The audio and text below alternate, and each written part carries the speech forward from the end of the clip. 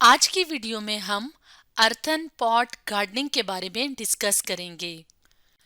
तो सबसे पहले हम ये देख लेते हैं कि अर्थन पॉट किसे कहा जाता है। तो अर्थन पॉट जो होते हैं वो क्ले पॉट्स होते हैं, यानी कि मिट्टी के बर्तन होते हैं। जैसे कि अगर हम इस तस्वीर में देखें तो इस तस्वीर में आप क्या देख रहे हैं, मिट्टी के बने हुए गमले देख रहे हैं। तो ये क्या कहलाते हैं, अर्थन पॉट्स कहलाते हैं।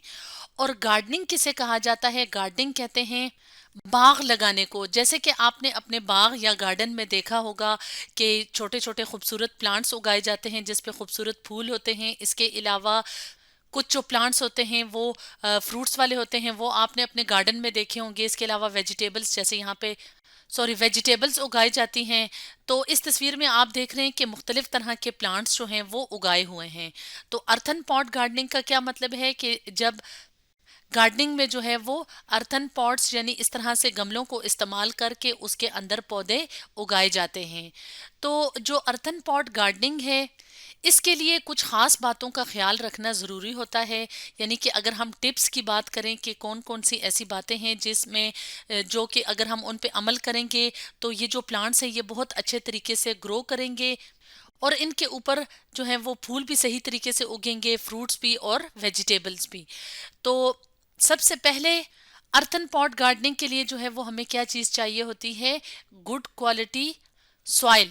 यानी कि ये जो गमले हैं इसमें जो मिट्टी भरी जाती है जिसमें के पौधों को उगाना होता है, यानी कि जिसमें बीज डालेंगे तो पौधे लगेंगे। तो ये जो पॉटिंग सॉइल होती है, यानी कि ये जो गमलों वाली मिट्टी होती है, तो उसकी क्वालिटी बहुत अच्छी होनी चाहिए। यानी कि वो जरखेज मिट्टी होनी चाहिए ताकि उसके अंदर पौधे अच्छे तरीके से ग्रो कर सकें, उनकी जो नशोनुमा है वो बहुत अच्छे तरीके से हो सके। इसके अलावा क्या है कि ये जो गमले होते हैं जिनमें के पौधों को उगाना होता है यानी गार्डनिंग करनी होती है, तो उनको बहुत अच्छी सनलाइट में यानी सूरज की रोशनी में रखना चाहिए। तो हम जानते हैं कि पौधे जो हैं उनको प्रॉपर पानी चाहिए होता है, उनको सूरज की रोशनी चाहिए होती है, अच्छी मिट्टी चाहिए होती है। तो इसलिए जो है वो सनलाइट जो है वो या जो सूरज की रोशनी है तो वो पौधों को मिलनी चाहिए ताकि उनकी अच्छी सी ग्रोथ हो सके। और पानी तो हम जानते हैं कि पानी जो है वो प्लांट्स के लिए कितना ज़रूरी होता है। यानी अगर पानी नहीं होगा तो पौधे जो हैं वो ग्रो सही तरीके से नहीं कर सकेंगे, और अगर बहुत ज़्यादा अरसे तक पानी ना मिले तो जो पौधे होते हैं वो डेड हो जाते हैं, यानी कि वो फिर ग्रो नहीं करते। इसके अलावा अगर हम चाहते हैं कि जो हम गार्डनिंग कर रहे हैं, बाग उगा रहे हैं, तो उसमें जो है वो पौधे बहुत अच्छे तरीके से ग्रो करें, तो उसके लिए ज़रूरी है कि हम क्या करें कि एक जो फर्टिलाइज़र्स होते हैं जिन्हें खादें कहा जाता है, जो कि मार्केट में अवेलेबल होती हैं, तो वो भी मिट्टी में शामिल करें। तो फर्टिलाइजर्स या खादें किसे कहा जाता है, ये ख़ास किस्म के केमिकल सब्सटेंसेस होते हैं यानी केमिकल्स होते हैं जिनको जब मिट्टी में डाला जाता है तो ये क्या करते हैं, पौधों की ग्रोथ को, पौधों की जो बढ़ना होता है, नशोनुमा होती है, उसको बेहतर करते हैं यानी उसको इंक्रीज करते हैं। तो इस तरह से ये कुछ टिप्स हैं, कुछ ख़ास बातें हैं जिनका हम ख्याल रखेंगे तो हमारा गार्डन जो है वो बाग बहुत अच्छे तरीके से ग्रो करेगा। अब हम क्या करेंगे कि अब हम एक एक्सपेरिमेंट करेंगे जिसमें हम ये देखेंगे कि अगर कुछ प्लांट्स को फर्टिलाइज़र दिया जाए तो उनकी ग्रोथ जो है वो किस तरह की होगी, और जिन प्लांट्स को फर्टिलाइज़र बहुत कम दिया जाता है या नहीं दिया जाता तो उनकी ग्रोथ कैसे होगी। यानी हम ये देखेंगे कि फर्टिलाइज़र के साथ और फर्टिलाइज़र के बगैर वाले जो प्लांट्स होते हैं उनमें से कौन से प्लांट्स बहुत अच्छे तरीके से ग्रो करेंगे। तो इसके लिए हमें क्या क्या चीज़ें, क्या क्या मटेरियल जो है वो चाहिए होगा। तो इसके लिए हमें सबसे पहले चाहिए सीड्स, यानी जिन पौधों को हम उगाना चाहते हैं, लगाना चाहते हैं, तो उनके बीज हमने लेने हैं। मिसाल के तौर पे हमने सनफ्लावर लगाना है या हमने जो है वो टमाटर लगाने हैं, तो हम क्या करेंगे कि हमें उनके बीज चाहिए होंगे। इसी तरह मुख्तलिफ पौधे जो हैं उनके बीज जो हैं वो बाज़ार से मिल जाते हैं। इसके अलावा हमें क्या चाहिए, इसके अलावा हमें चाहिए पॉट्स, यानी ये जो मिट्टी के गमले हैं हमें ये चाहिए। इसके अलावा हमें चाहिए गमलों में भरने के लिए मिट्टी यानी पॉटिंग सॉइल, जैसे कि यहाँ पे आप देख रहे हैं ये क्या है, गमलों में भरने के लिए मिट्टी है। इसके अलावा हमें चाहिए फर्टिलाइज़र यानी खाद चाहिए। तो अब हम जो है वो किस तरह से, जो डायरेक्शन का क्या मतलब होता है कि अब हम कौन कौन से स्टेप्स करेंगे जिनकी मदद से हम अपना ये एक्सपेरिमेंट मुकम्मल करेंगे। तो हम क्या करते हैं, इस तरह के 3 पॉट्स लेंगे और उनके ऊपर जो है वो मार्कर से लिख लेंगे ए, और जो दूसरा पॉट होगा उसके ऊपर लिखेंगे बी, और जो तीसरा होगा उसके ऊपर लिखेंगे सी। यानी हमारे पास कितने पॉट्स आ गए हैं? 3 पॉट्स, ए बी सी। इसके बाद हमने क्या करना है कि इन पॉट्स को, इन गमलों को मट्टी से भर देना है। जब हम इसको मट्टी से भर देंगे तो उसके बाद हमने क्या करना है कि इनके अंदर सीड्स यानी बीज लगाने हैं।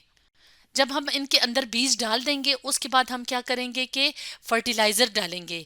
यानी हम क्या करेंगे कि जो पॉट ए है उसमें कोई फर्टिलाइज़र नहीं डालेंगे, जो पॉट बी होगा उसमें थोड़ी मिकदार में 5 mg, mg का मतलब है मिलीग्राम, यानी इतना सा जो है, इतनी क्वांटिटी में जो है वो फर्टिलाइज़र यानी खाद डालेंगे। और जो इसी तरह का तीसरा पॉट होगा उसमें हम डालेंगे 10 mg फर्टिलाइजर, यानी जितनी जो है वो पौधे को चाहिए होती है, या उस बीज को जो है वो ग्रो करने के लिए, सॉरी, उस पौधे को ग्रो करने के लिए जितनी खाद चाहिए उतनी हम डालेंगे सही मिकदार में, 10 mg फर्टिलाइजर। अब हम क्या करेंगे कि हम इन पॉट्स जिनको हमने ए बी और सी का नाम लिया था, अब हम इनके ऊपर क्या लिखेंगे कि ए के ऊपर लिखेंगे कि नो फर्टिलाइजर, यानी कोई खाद नहीं डाली हुई। इसी तरह फॉर एग्जांपल बी जो है वो बी लिख के हम क्या करेंगे, इसके नीचे लिखेंगे कि इसमें हमने 5 mg जो है वो खाद डाली है। और जो सी पॉट होगा उसके नीचे हम लिखेंगे कि हमने इसमें 10 mg फर्टिलाइजर ऐड किया है। उसके बाद हमने क्या करना है कि इन पॉट्स को अच्छी चीज सी सनलाइट में यानी बाग में ले आना है, जहां पे जो है वो धूप अच्छी तरह से पड़ती हो। और फिर इनको पानी जो है वो प्रॉपर तरीके से देना है ताकि सीड जो हैं वो जर्मिनेट करें, यानी सीड्स जो हैं तो उनसे जो है वो फिर पौधे डेवलप कर सकें, पौधे ग्रो कर सकें। उसके बाद हमने क्या करना है कि रूलर यानी जो स्केल होता है, पैमाना होता है, उसकी मदद से हमने आहिस्ता आहिस्ता इन तीनों प्लांट्स की जो है वो ग्रोथ रिकॉर्ड करनी है। और हमने ये देखना है कि तीनों गमलों में से जो है वो कौन से प्लांट्स जो हैं उनकी ग्रोथ अच्छी हुई है। तो ये जो रिकॉर्ड हम डाटा करते हैं तो इसको हम अपने पास जो है वो इस तरह का ग्राफ बना के, यानी एक टेबल बनाएंगे और उसमें जो है वो डेट लिखेंगे कि कौन सी जो डेट को हमने पॉट ए बी और सी की लेंथ देखी थी। इसके अलावा लीव्स का नंबर काउंट करेंगे तीनों पॉट्स के अंदर, तीनों गमलों में। तो इस तरह लिखते जाएंगे। इसी तरह से एक एक हफ्ते के बाद या 10-10 दिन के बाद हम क्या करेंगे कि डेट नोट करेंगे, और स्टेम लेंथ यानी पौधे की जो तना होता है, ये वाली जो जगह होती है जिसके ऊपर ब्रांचेज उगती हैं, उसकी लेंथ को नोट करेंगे रूलर की मदद से। इसके अलावा इनके ऊपर जो लीव्स होते हैं उसको देखेंगे। तो इस तरह से पौधे को देख के और ये जो डाटा है इस टेबल में जो हम डाटा एंटर करेंगे, इससे हमें ये बात वाज़ेह हो जाएगी कि पौधे की ग्रोथ के लिए सनलाइट, वाटर और अच्छी मिट्टी के अलावा फर्टिलाइज़र यानी खाद भी कितनी ज़रूरी होती है। तो यहाँ पे हम देख रहे हैं कि ये जो गमला था जिसको हमने ए का नाम दिया था, तो उसमें जो है वो कोई फर्टिलाइज़र नहीं डाला, तो उसमें पौधा जो है वो इस तरह से इतना सा ग्रो किया है, उसमें पत्ते भी इस तरह से ग्रो किए हैं।